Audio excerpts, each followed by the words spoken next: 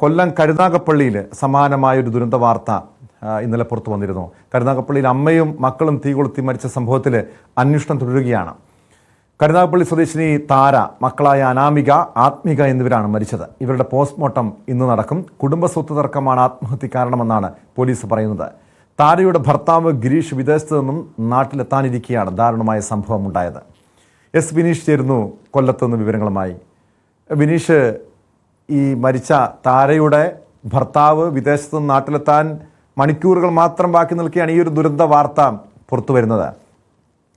ഈ ഭർത്താവുമായിട്ടുള്ള പ്രശ്നമാണോ ഈ കൂട്ടാത്മഹത്യ കാരണം? കാരണം കുടുംബസ്വത്ത് തർക്കമെന്ന് പറയുമ്പോൾ അത് ഭർത്താവിൻ്റെ വീട്ടിലെ പ്രശ്നങ്ങളാണോ ഇതിന് കാരണമായി പറയുന്നത്? ഈ ആത്മഹത്യയുമായി ബന്ധപ്പെട്ടൊരു വ്യക്തത പോലീസിന് ലഭിച്ചിട്ടുണ്ടോ, വന്നിട്ടുണ്ടോ? കഴിഞ്ഞ ദിവസം വൈകുന്നേരം ഒരു 3 മണിയോട് കൂടിയാണ് ഈ ഒരു സംഭവം നടക്കുന്നത്.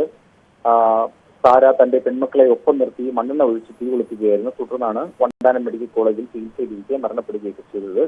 അപ്പോൾ ഇതിൽ പോലീസ് പറയുന്നത് മുൻപും പോലീസിന് ഇത്തരത്തിലൊരു പരാതി ലഭ്യമായിട്ടുണ്ട് എന്നുള്ളതാണ്. അതായത് ഇവരുടെ സ്വത്ത് തർക്കവുമായി ബന്ധപ്പെട്ട് ചില പരാതികൾ പോലീസിന് ലഭിച്ചിട്ടുണ്ട്. പോലീസിൽ ഈ കാര്യം താര തന്നെ പറഞ്ഞിട്ടുണ്ട് എന്ന് പറയുന്നു.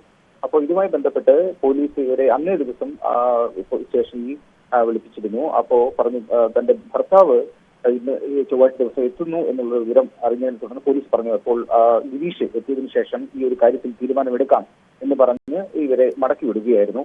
അപ്പോ അങ്ങനെ വീട്ടിലെത്തിയതിനു ശേഷമാണ് ഇത്തരം ഒരു സംഭവം ഉണ്ടായത്.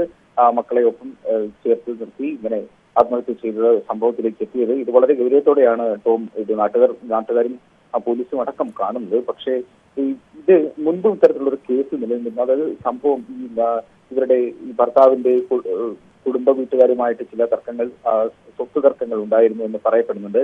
ഇതിൽ കുറച്ച് വ്യക്തതകൾ വരാനുണ്ട്. എന്തായാലും ഇവരുടെ മൃതശരീരം ഇപ്പോൾ വണ്ടാനം മെഡിക്കൽ കോളേജിൽ പോസ്റ്റ്മോർട്ടം നടപടിയായിട്ട് ഇരിക്കുന്നത്. പോസ്റ്റ്മോർട്ടം നടപടി തുടരുന്ന സാഹചര്യമാണ് ഉള്ളത്, കഴിഞ്ഞിട്ടില്ല.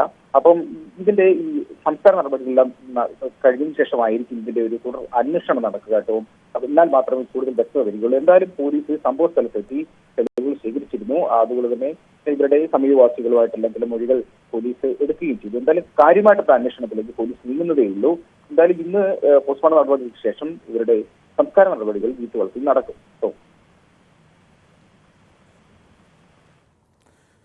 വ്യക്തമാണ്. എസ് വിനീഷാണ് വിവരങ്ങൾ നൽകിയത്.